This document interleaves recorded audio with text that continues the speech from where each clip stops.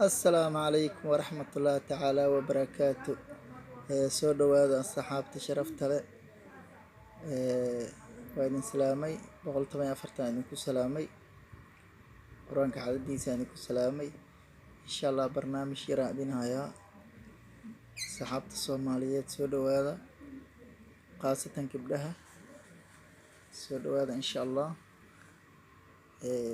waxaan idin hayaa cawada gabdhaha facekoodu oo saliid leeyahay amba uu yahay oil skin. daawa loo hayaa gabdhaha wajigooda dara skin oo yahay daawa loo hayaa insha Allah.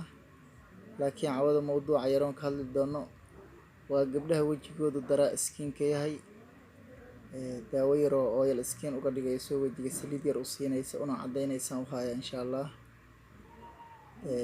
soo dhawaada, hal share gareeyo, subscribe-ka hala saaro, hana la share gareeyo,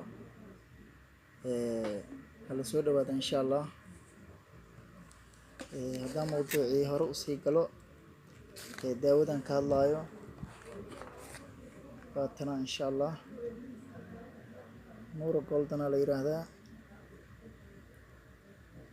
qofka carabiga yaqaan waa kana insha Allah. dhanka kale haddii loo rogana waa kana Nuura Golden,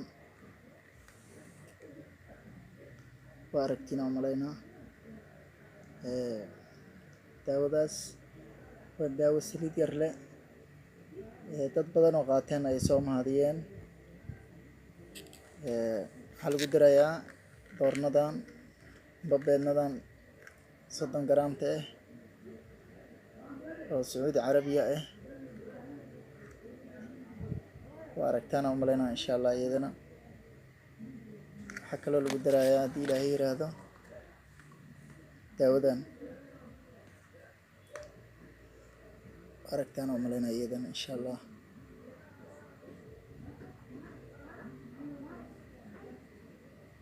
Lady Diana la yiraahdaa, iyadana oil yar ay leedahay iyo whiten. dhanka kale haddii loo rogo waatana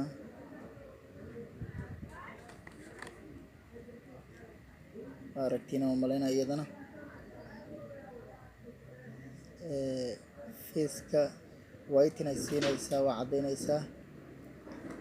waxaa kale u sameynaysaa insha Allah haddii Ilaahay yiraahdo whiten yar iyo oil yar ay siinay insha Allah. wajigu markuu dara skin iyo qaleel uu yahay, qaleelkay ka ilaalinay.